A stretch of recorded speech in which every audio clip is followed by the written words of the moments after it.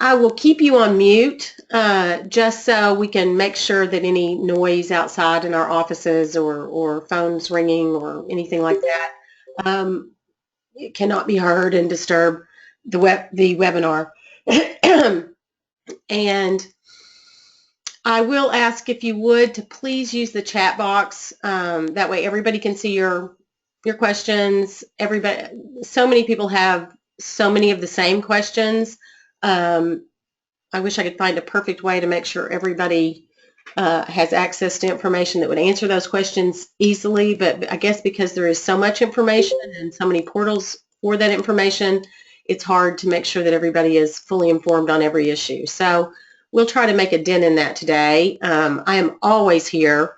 I am always, always, always here. I always think that the best way to reach me is by email.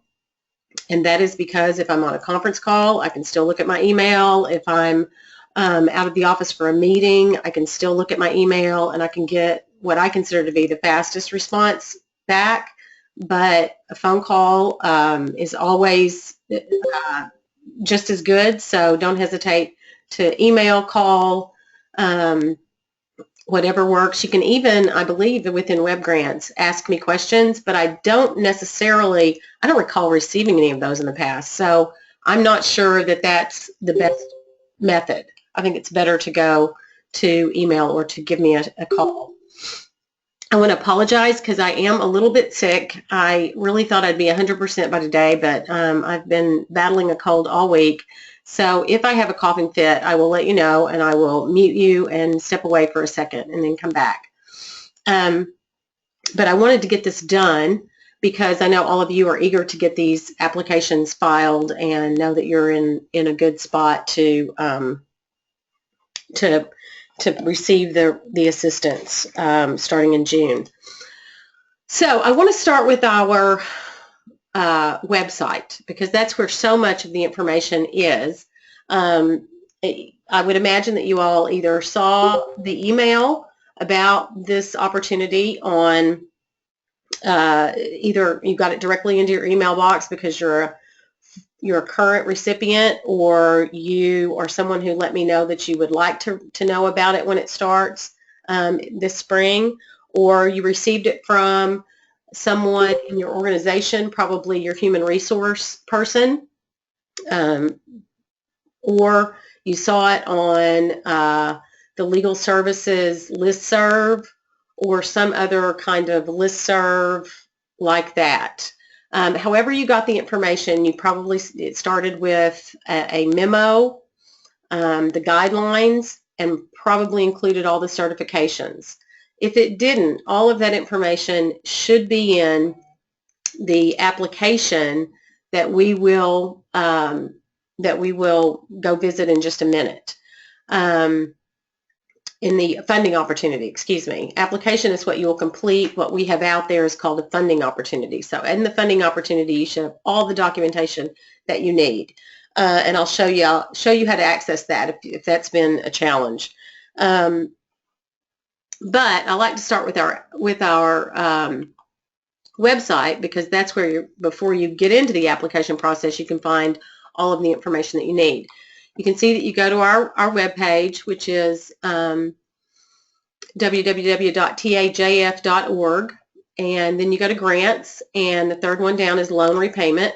When you go to loan repayment, you'll find the latest news about what the loan repayment process is, and the loan repayment, the assistance application process is available twice a year.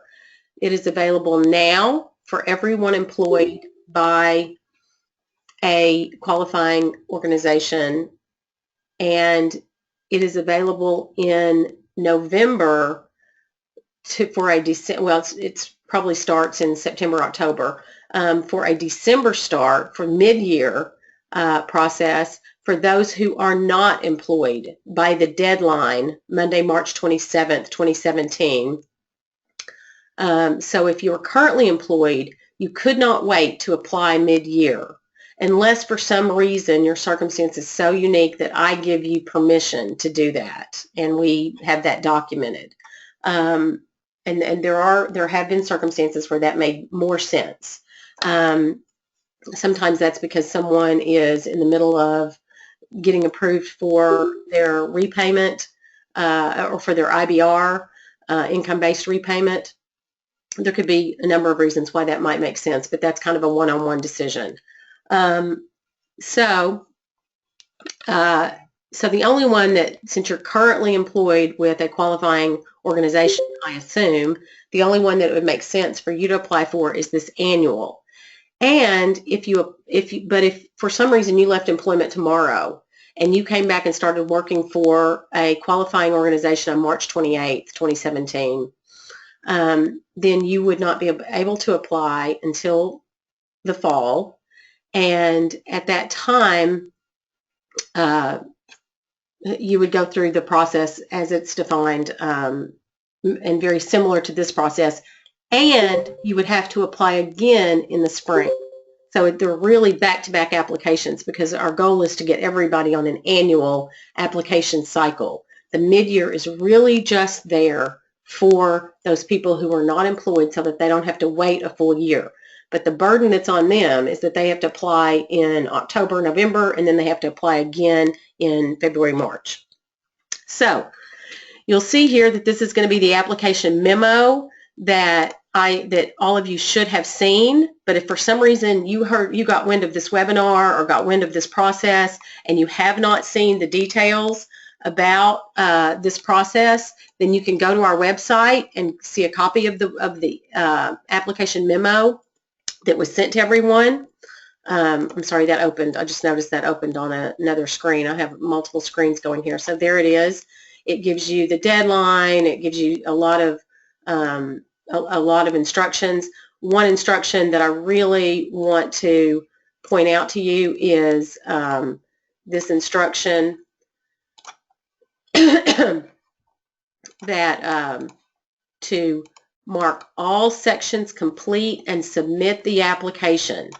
I can't tell you how many applications have been late because people leave them in editing status. So this submit button is it is basically the filing. That's it. I mean, so for example, if you do mark everything complete and you submit it, and I review it and find a deficit in the application and send it back to you for you to revise for me, then the only way I know that it's been revised is if you submit it again. So I cannot stress how important that submit button is in this process.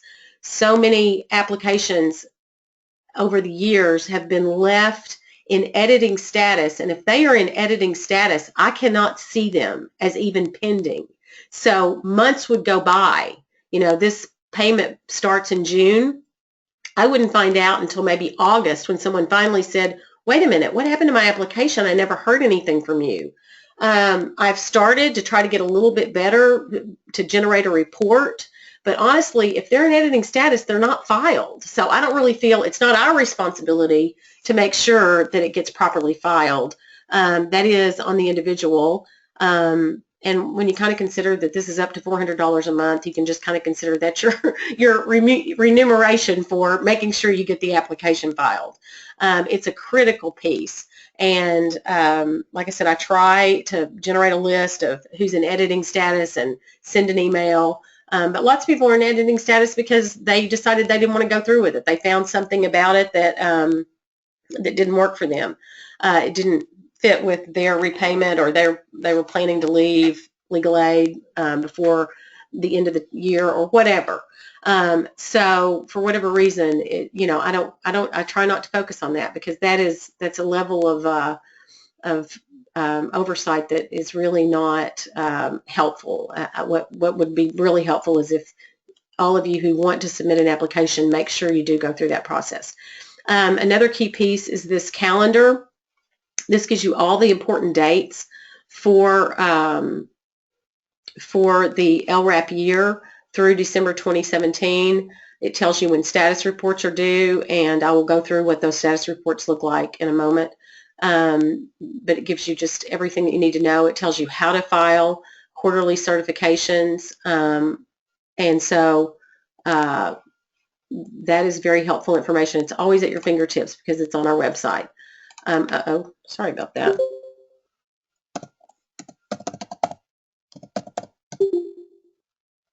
Let me see what else is out there. Oh, you definitely want to know that the program guidelines and their most updated version are always out there, the frequently asked questions, and then this gets you directly to the online applications.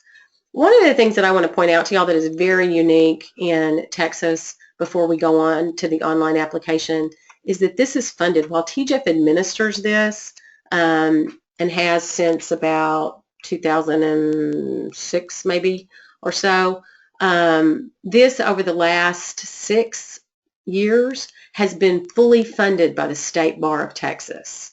So you're the organization that provides membership for your for the legal association and does a lot of other really great things. Also funds this this LRAP assistance, and that is huge. It's unprecedented in the country.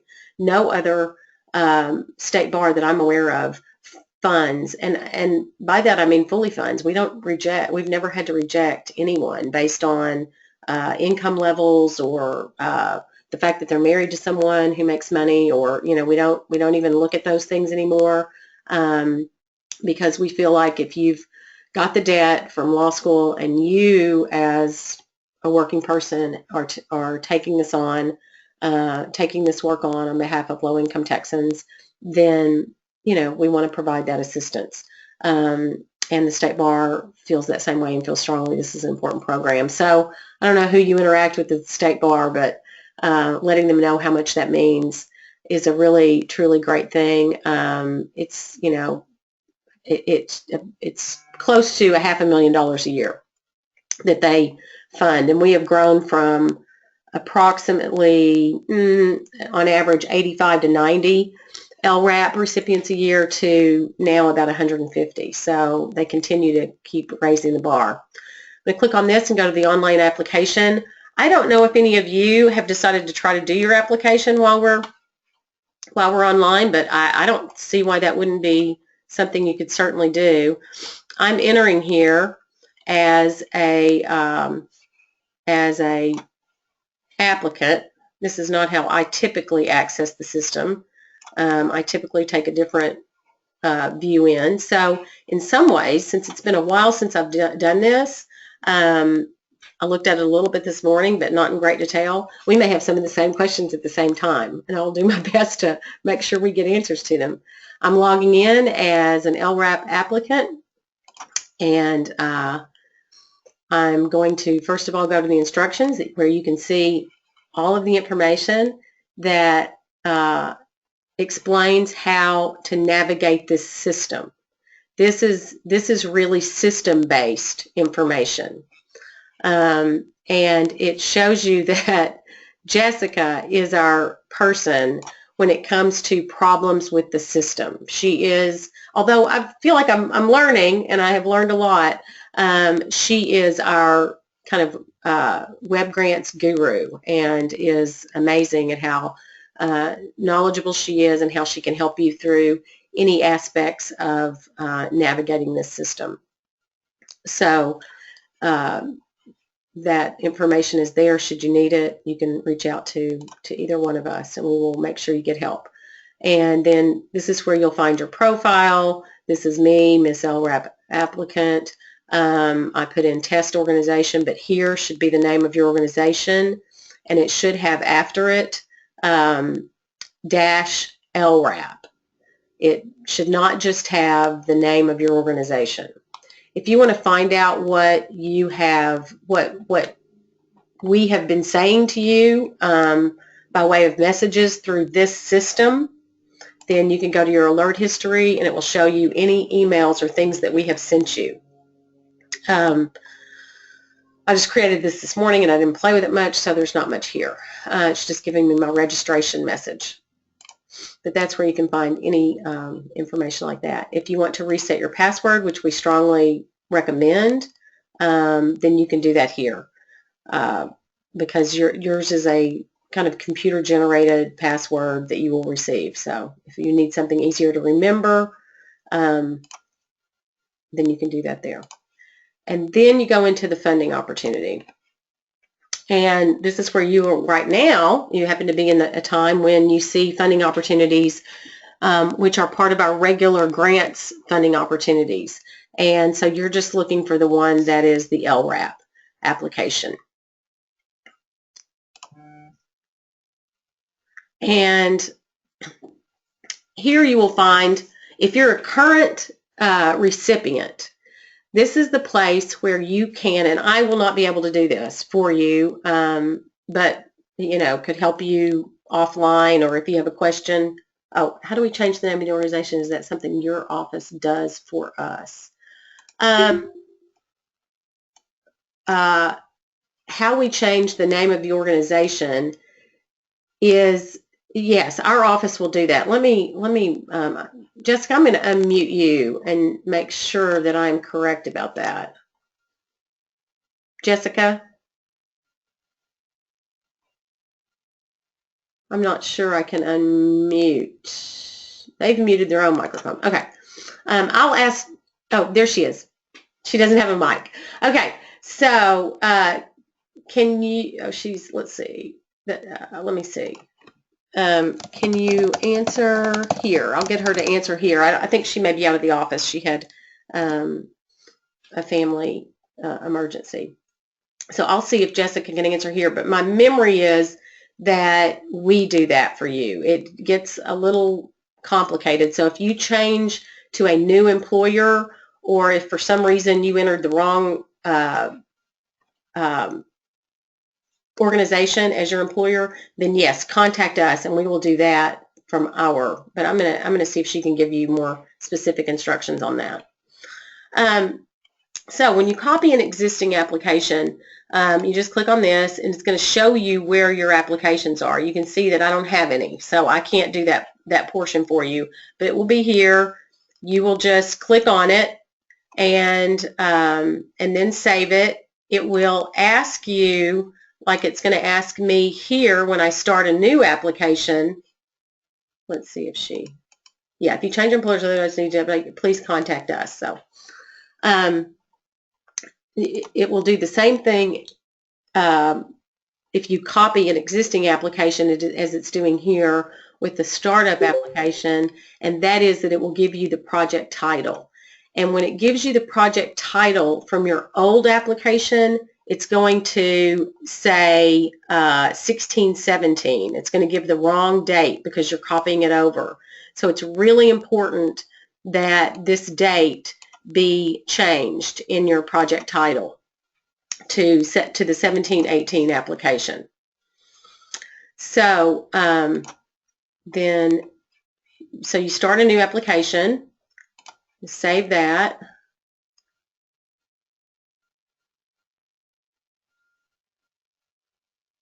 I don't know what that error message was. Honestly, I don't. So then you go to the application forms. This is where you're going to get all of the information about, making sure that the project title is correct, that that the contacts are correct, your contact, your organization. You can edit it here if you need to. So if, for example, you forgot to change the title in the earlier process, then you can change it here. Save that. Everything has the edit and the save up here. So, and the adds and the delete buttons for when you're starting to deal with attachments and things like that. Then you go here and you will find the section where you upload the completed law school certification. If you have applied before and you have a law school certification, then you can just re-upload it here. You do not have to obtain a new one. That is the only certification that does not have to be obtained from the certifier each year. That is obtained one time and one time only. And if you don't have it, if you don't have a copy of it already, then you can download it and open it up. And this is what it looks like. Notice that we have everywhere stopped using the full Social Security number and only used the last 4 digits. So there's some places where that may be a little bit confusing in the actual application because I think we still need to work with our developer to get that changed in there. But anyway, this process, I need to change these forms. I thought I had these changed. This is no longer good information. The PVORA, this should be ldmelton@tgef.org. But anyway, I'll get those changed today. Yeah, it's still incorrect down here. I thought I'd changed them out. I think I changed them on the ones that I sent out to you by email, but somehow they have not been changed. I have failed to change them in the system. So anyway, that's where you get it. That's the same for each of the certifications. The lender certifications will be the hardest certification to get. And if you have to get 1 or 10, very few have to get 10 because most people consolidate, it can be challenging, and it really depends on who your lender is. But so this is the form. This is what we want completed. But if for some reason you are a week away from the deadline and you find that you have not received this, that you don't know for sure that you're going to be able to receive it timely because you requested it 3 weeks ago, hopefully 3 or 4 weeks ago, then you can upload a screenshot or actually my preference is, and sometimes I will accept in lieu of this lender certification, is a computer generated status letter or a status letter that comes in the mail, but I think most of them can be generated from your online lender loan accounts that includes all of this information. And most of the lenders have it. I know that I think with the Texas Coordinating Board, Higher Education Coordinating Board, if you have a loan from them, I don't think they do. I think you would have to do a screenshot. But the key is, this is the information I need. I need to know the type of the loan. I need to know the original amount borrowed, the amount still outstanding, what the monthly payment will be while you're under the LRAP, the date the first payment is due, and that may have been 5 years ago. It doesn't matter. I just need to know that it's that it is due and payable. It may be not for 2 more months. You may be somehow in forbearance or in some sort of grace period, and it may not be that your first payment will be due until May. Either way, I need to know. I need to know the date the last payment was received, the interest rate, the repayment period, and I need to know if you're delinquent or in default, in forbearance or deferment. All of that has to be in the document. So, and my preference is that someone from the lender organization certifies to that. That is what is required. But because it has been difficult in some instances, we have accepted a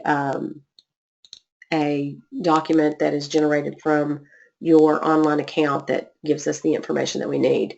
And typically, if you're trying to figure out, whether it says all of these things, the key is that the status must be repayment. That's the status I'm looking for, is the loan in repayment. So, and then you would add that here. If you had that document ready to go, you would add it. I can go choose it from my computer.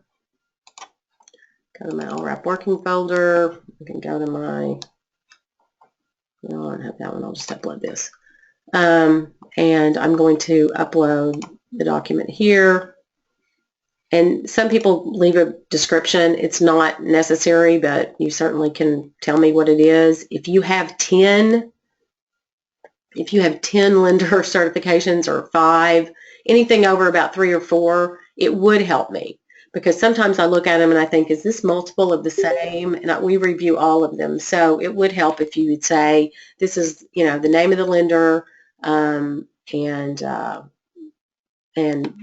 you know, somehow identify them, would be great.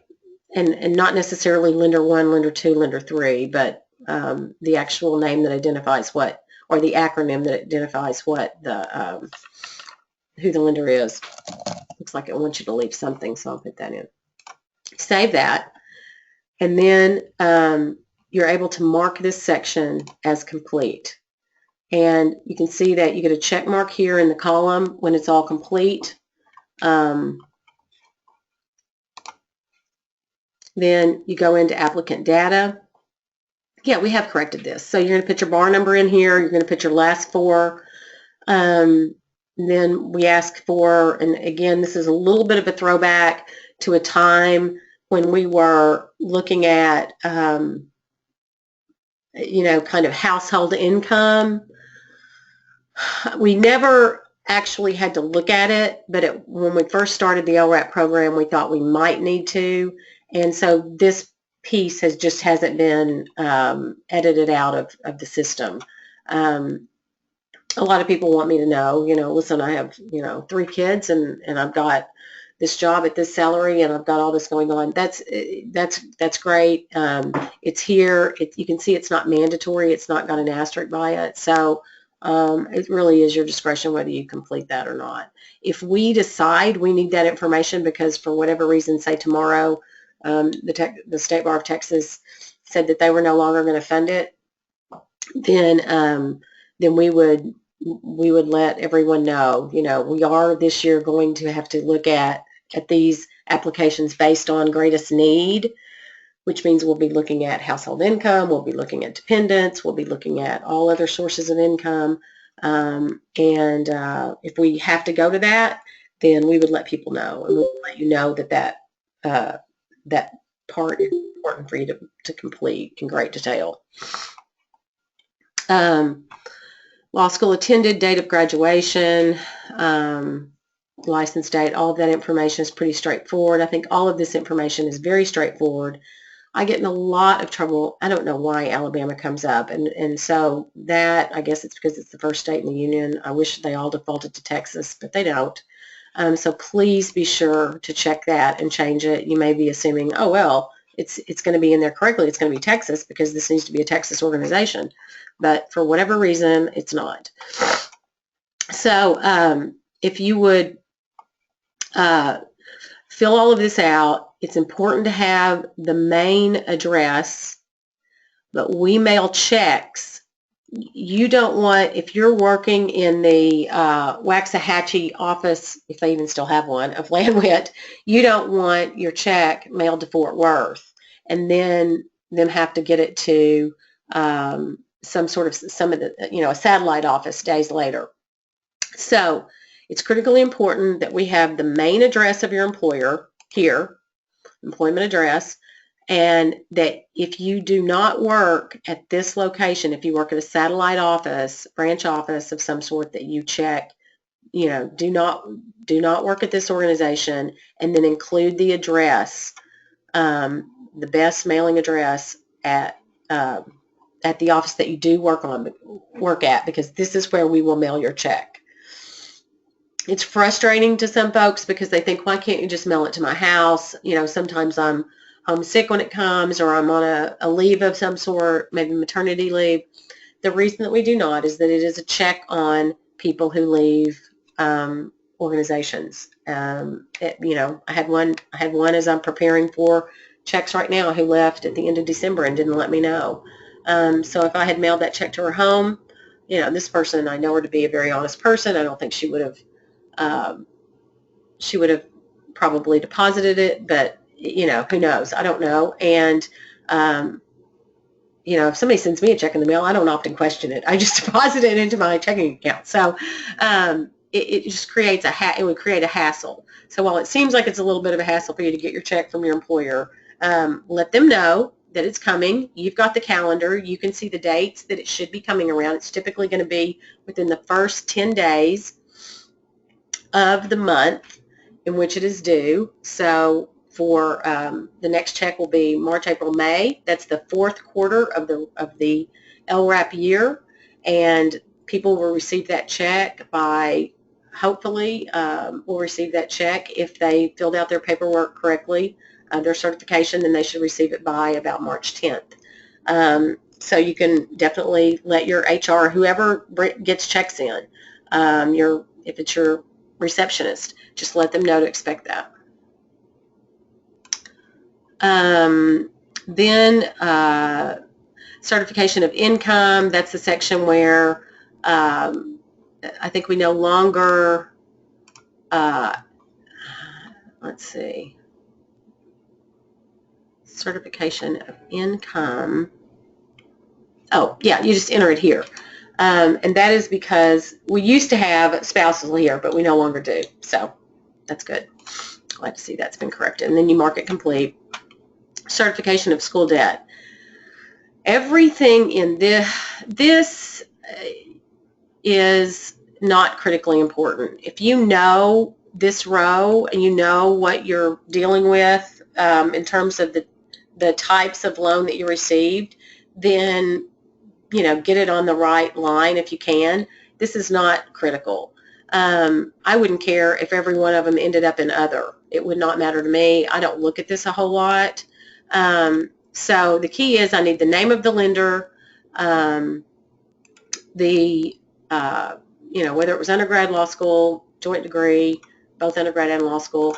It doesn't matter. TGEF is Texas is one of the rare programs that funds, because so many loans are, undergraduate and graduate are consolidated, that we fund both, undergraduate and graduate, as long as graduate is law school. If there is a joint degree, say social work and law school or something like that, then it's just all consolidated. The total debt on the date that you complete this and the required monthly payment, and then I need good standing here. I wish this said repayment, and we may get that changed. I don't know why it says good standing. I don't remember why. When we created this program, we borrowed from an LRAP program somewhere else in the country, but repayment is really the key. It can, so that's the key. But put good standing. Good standing if it's in good standing. If it's in default, delinquent, or if it's in forbearance, then you have to put that. That is going to red flag it. That's going to hold it up. That's going to tell me that we've got to work together to try to get you out of those, whatever those statuses are, before we can actually start paying you. The part about this that it would be so incredibly helpful to me is if you do not complete this until you have all of your certifications, and that you complete this exactly as your certifications state. Again, that will avoid you and me having to go back and forth with, well, your certifications say one thing, but your certification of school debt says another. I think a lot of people just want to get the application filled out, so they do the best they can, and then they think, oh, I'll upload the certifications when I get them, and they don't go back and correct this. And this is it's just going to slow us down. It's going to slow us down in terms of, being able to process and get your promissory note to you and get your check out. So please be careful to have the certification of school debt track your lender certifications. And then that will all be reported here. You'll again mark as complete and go on. References, include them. Pretty straightforward. And you'll to add one, it'll give you that information. It's really just name and contact information, your relationship to them. And then you'll mark that complete, of course. And then this is another key part that is vital. If you are currently or will be in the future receiving other LRAP assistance, whether it is from your law school, your employer, the federal government, from whatever source, I have to have it. I have to have it if you're currently in it, put it here. I need the date that it started and the date that it will end.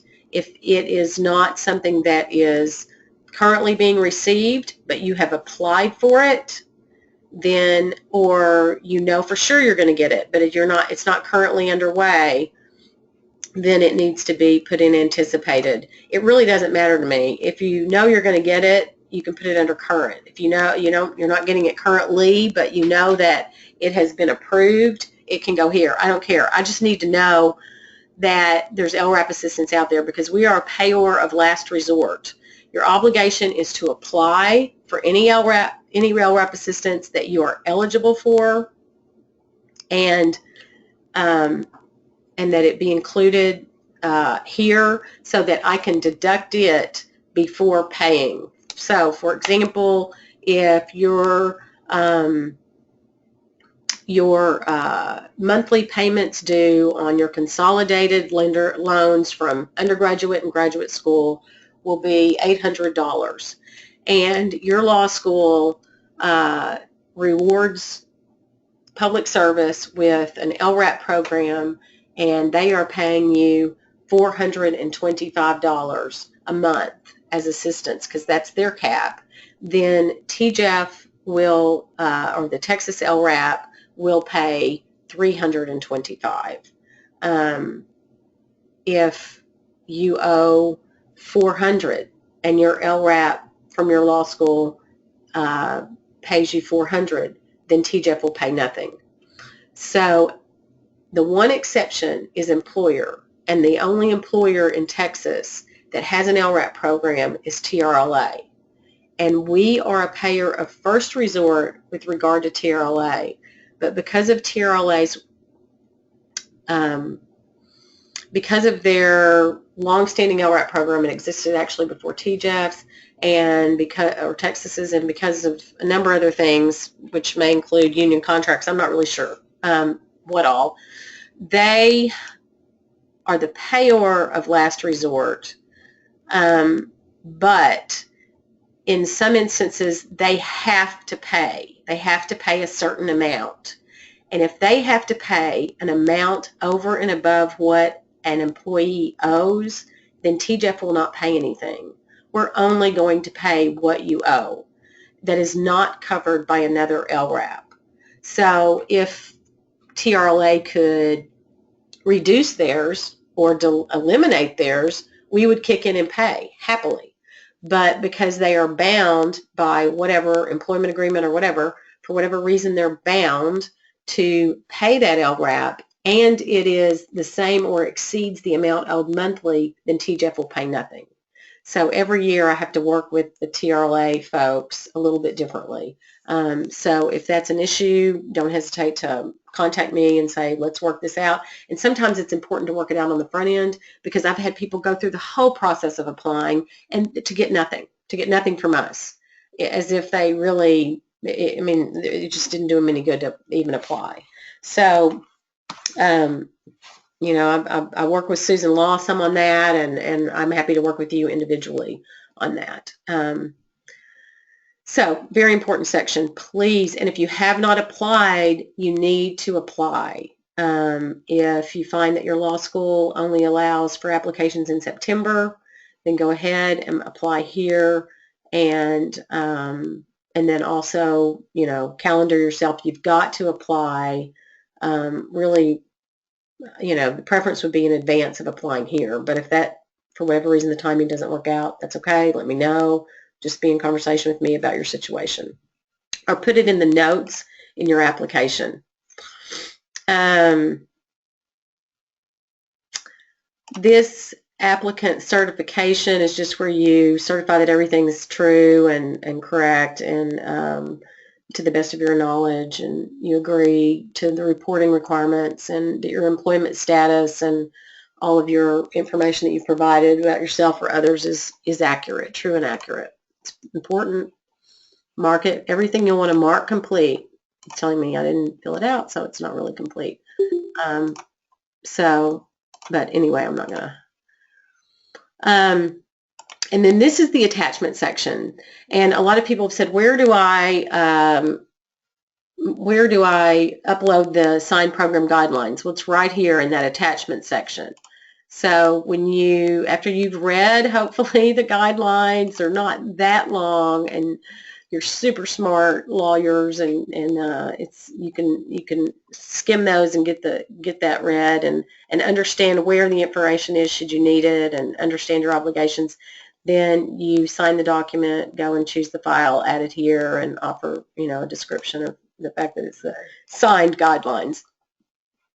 This is also where you attach your resume, and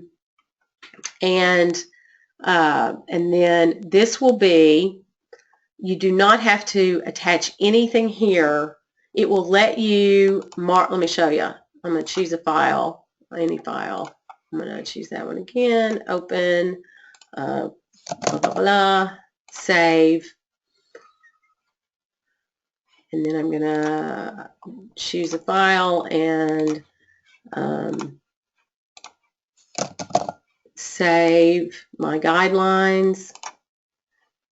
So I have uploaded my resume and I've uploaded my program guidelines. I don't have a promissory note yet because my application has not been approved. They don't know what to pay me. So there is nothing in the application, during the application phase, that you need to do here. And it will let you mark this section as complete and submit the application without that,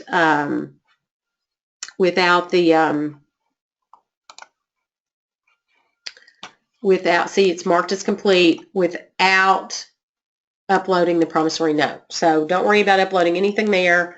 And what will happen is then at about this point, you'll be ready to submit. Once you submit your application, we will review it. And if there are deficiencies, I have a lot of people email me and say, would you please take a look at my application, just make sure I've gotten everything. That, we have 150 of them. I really can't stop, what I'm doing and go run out there and review an application. This year I'll be actually training somebody to help me do that. So we'll be working together. And so once we review the application and we see what may be lacking, then we will contact you and say we're missing this. Please don't use that as a reason to say, oh, well, I can just upload a halfway application. Please get it all in, because all that's going to do is protract the process for you on the back end, because I'm going to go through and I'm going to give attention to all of those who have everything ready. They're the people that I'm going to get promissory notes out to. They're the people that I'm going to make sure that get their checks on time. So the incentive really is that if you want your application to be reviewed without any kind of delay, then I need the information. If it is an issue, then we will get to you as soon as we can. But we can't, we're gonna focus on those who have provided all of the information as requested and who, have asked questions in a timely way and gotten the information they need from us. We're here to help. I'm here to help throughout this whole process. Any day, call me, text me, or call me, email me. So just please try to create as complete an application as possible. And then once, and I don't think I'm going to be able to do it here. No, because I don't have a grant. But so if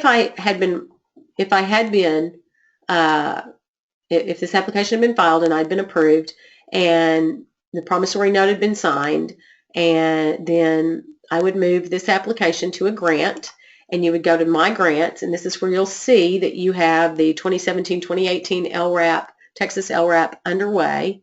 And here is, I'm going to log out and show you what you will see. Borrowing from one of my current LRAPers, and I don't think we'll mind. Is there a current LRAPer on here? And if so, can I borrow your grant for Can I get permission to borrow someone's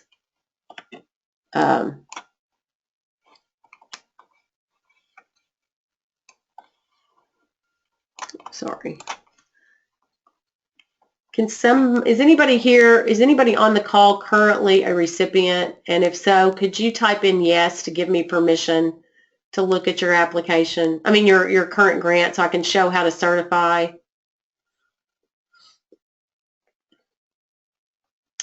Okay. That's okay. Barring that, we will just go to the instructions for the quarterly certification. So let me see here. So once you have a grant, it's called a grant. You all understand that's really just the terminology used in our Web Grants program. It is technically a loan. So just to clarify there, once you have a LRAP grant out there, then you'll be able to click on that grant. You will go to a list of items that will include status reports, and those are reports that you will file quarterly that says these things. It will not exactly look like this because we originally thought we might do this with a PDF, an uploaded attachment, and then we were able to create a form within the system. That way I can generate a list of who has not filed this on a quarterly basis. So, you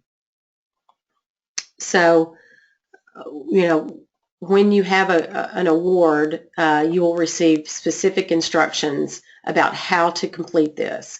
And again, the key thing will be that you've had no real change in circumstance.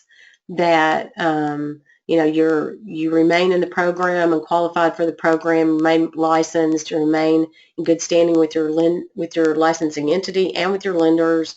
You're not in default or deferment, that you continue to have the debt, and if there are any circumstances that are unique, there is a button to push for that, and that flags me that I need to take a look at your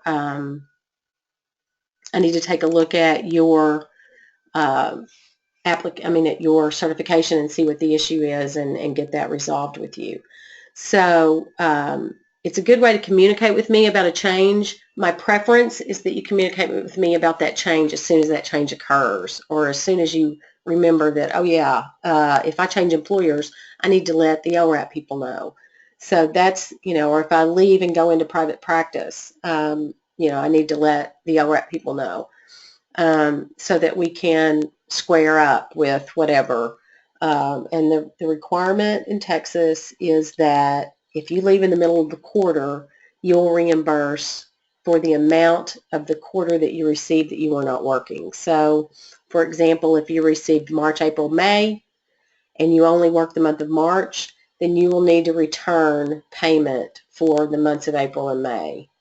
Now, if you can let me know that on the front end, like if you know you're leaving your employer and will not have qualifying employment after, you know that in mid-February before the checks are cut for March, April, and May, then I can make sure you only get a March check, and that way you don't have to worry about returning the funds that represent the payment for April and May. So that is, I am going to, I really do want to show y'all just this, but because this is all confidential, I really can't. But anyway,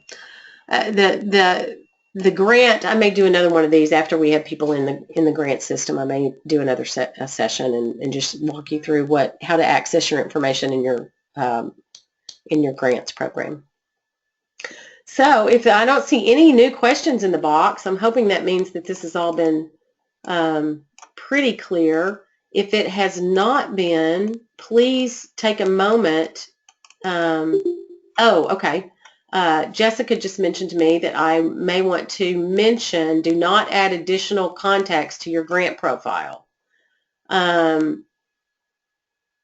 if you do that, then others can see your grant application. And I am not sure of all the places in which you can do that, but I think it would happen. Let me log out of here and go back in. It is, if you do it, then you have compromised your private information. So you really don't want to do it. I'm going to go back in as an applicant and see if I can show you where that, where you might be able to do that, and you might be tempted to do that. It won't really. Let me see my profile. Let me see here.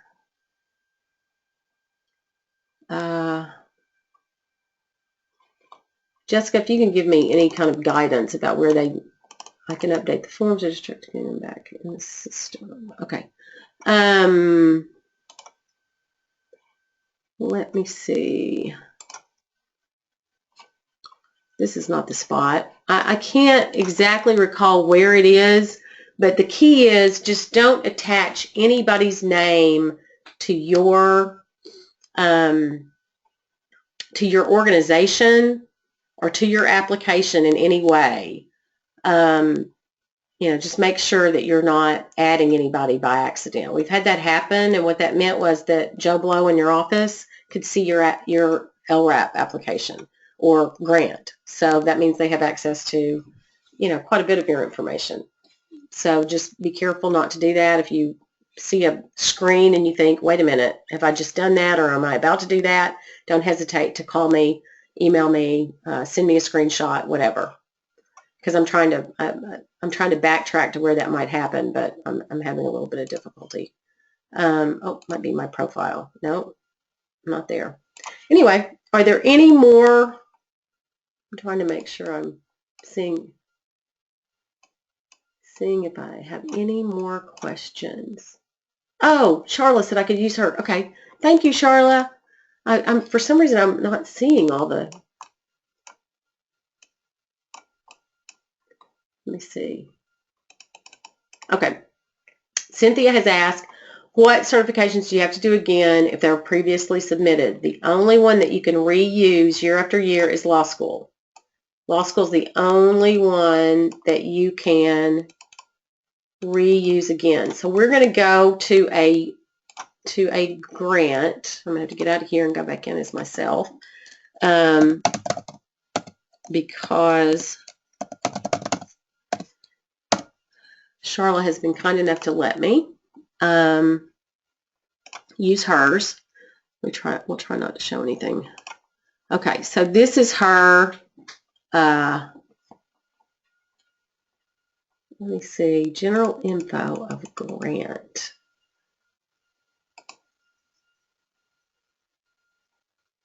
I think this is where, so if you went in here,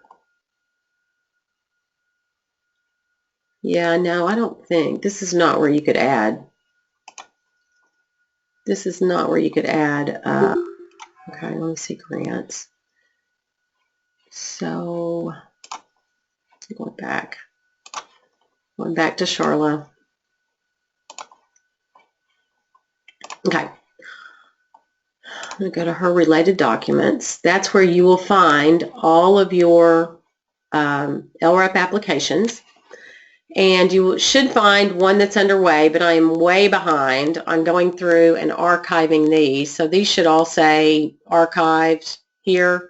They still say underway. Underway, the only one that should really be underway is the one that you're currently receiving. And in order to file your status report, you go here. Ah, there's general information. Okay, so general information. If you were to edit that and you can see that under additional contacts, there is no one listed. If you were to edit, for some reason you wanted to edit a portion of this, you've got your grantee contact, and then you thought, oh, well, yeah, Joni's in my organization, or I don't know how it happened that somebody did this, but they have done this. It should be blank, but someone's chosen, you know, someone else in their organization and saved it And that would mean that Melissa would be able to see Charla's application or her grant. So you just make sure that you don't do that. And I'm not saving anything so that it's exactly as she left it. And then you return to your components, and you go on a quarterly basis. You go to status reports, and the first of the year got a little weird because I didn't know what I was doing, and Jessica was out. But you can see that she submitted her status report on time, and that her check will be mailed with all the checks. And this is what the status report looks like. It's probably not what it looks like from your side. Well, yeah, I bet it is. It's probably exactly what it looks like from your side. Oh, wait. Let me go back to it. Status reports. And then this is what I see. So I see that she's told me that she is currently still licensed. She's in good standing. She has used the funds that we have advanced for her loan payments. She's not in default, that the debt is eligible. She's left me no special circumstances. And if she had answered no to any of these questions, then that triggers me to look at what the issue is and get in contact with her to ask, what's going on and, what do we need to do? Because what can happen is the loan payment may have changed. So see, it says, I have used all the previous loan advances toward payment of the debt as certified to in my application. Well, when you applied, you owed $1,000, and we were paying you $400 because you had not gone through any sort of consolidation, or you hadn't gotten on income-based repayment or something like that. Since then, she's been through the income-based repayment process. We've always already, and this is hypothetical. This is not what happened with Charla, but you've gone through the income-based repayment process, and you've gotten it reduced to $235 a month. Then TGF will only pay $235 a month. So we need to deal with that. And, like I said, hopefully I've already received an email. We've already discussed all this. And so you can file yes here because we've managed it elsewhere. But if you get to this stage and you go, oh, wait a minute, that's not accurate because my loan amount is reduced, then contact me before you complete this.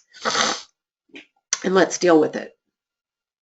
Okay, so once you're in it, that's it. I mean, after you file your promissory note, and truth in lending statement, and we get your checks, your first check out, then it's the status reports. You get your second check if the status report is filed timely. If it's not, then we hold the check until it is filed timely, until it is filed, and so on and so forth until the next application period. We currently do have everybody filing an application every year. And I don't know, I don't know whether that will, I don't see any change in sight on that. It's because you can copy it, it's pretty straightforward, because you can copy your application over. And we are going to have the lender and the employer certifications every year. And let me explain the reason why that is. First of all, your lenders can change. Secondly, your lenders, we need to see that there's been no reduction or increase, or nothing has happened with those loans since the last time that they were filed. And with the employers, I think I spoke to that earlier, that you just really, we have to know that you're still employed in the same place. They also tell us your salary. Again, that's not so important right now because we're not doing any kind of needs-based, where everybody we consider to be in the same degree of need, and we provide the same assistance across the board up to $400 a month, depending on what you owe.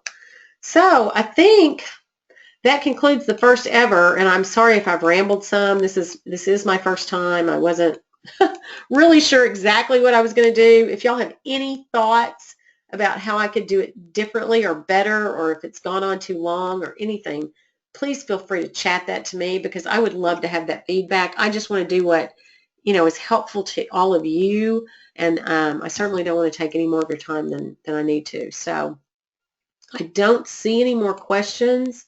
I don't think. If I copied a previous app. Okay, let's see another question. How do I get blank form for certs? Okay, they should still be available, even though you're going to, oh, maybe they wouldn't be. That's a good question. Just contact me by email and I'll send them to you. Shoot me an email and I'll send you new blank certifications. I think there must be another way in the system, because I don't have that question asked. Maybe it's because people are pulling it from the email that I sent, because I do include them in that initial email. But, you know, don't spend any time on it. Just email me and I'll send them to you if there's any difficulty getting them.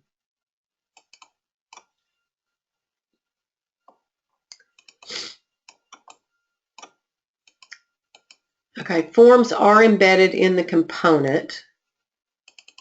That is true. But if they copy the app, Jessica's saying, well, forms are embedded in the component. But if they're copying their application from a previous year, then would they be seeing the forms? You could still go out. You could still go out to the, I think you could still go out to the funding opportunity and get them there. Is that, let me look. I don't know, because I can't copy an application. Let's see what Jessica said. Blank forms are on the instructions of each certification component. That is true. Yeah, they are. So even though you're copying the application, you may be saying, well, I'm copying the application, I just want to edit it. Yes, you can do that. That's fine. But you may have to go back to the funding opportunity instructions and go to the certifications instructions and get it there, because it is there. I mean, I see that it would be easier if you didn't, you know, but if you're going to copy your application, then there's not an easier way. It's just you have to go back to the funding opportunity itself. Even though you're not starting a new application, you'll still have to go back to that funding opportunity.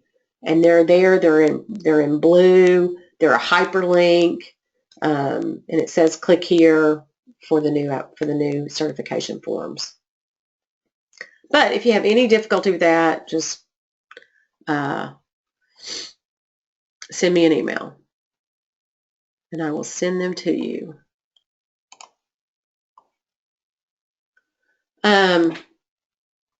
Okay. Can anybody think of anything else? Again, you know, here's another thing. I'm going to ask you to do this, because I know that when you think, oh, she's in charge of the LRAP, I really don't want to give her any feedback. Send Jessica the feedback. She will sanitize it for me, and you can totally trust Jessica. She has more integrity than anybody I know. She'll sanitize it and send me the comments so that I can do a better job of this in the future. I got to do another one at 2 this afternoon, so if you can get it to me quickly, that would be great. But if you have any comments that you consider to be constructive criticism, please don't hesitate to shoot those to Jessica, and she'll copy them all into a separate email and send them to me so that I can see how we can do this better in the future. You know, I always, people are, they're like, thank you so much. Really, this is one of the best parts of my job, because what I know is I'm helping people who are doing what I consider to be the most important work in our country. I mean, providing low-income people a voice to our justice system is the most important work as far as I'm concerned, and it's only becoming more important every day. So I appreciate every one of you. Thank you so much. If there's anything else I can do, please let me know. Thank you.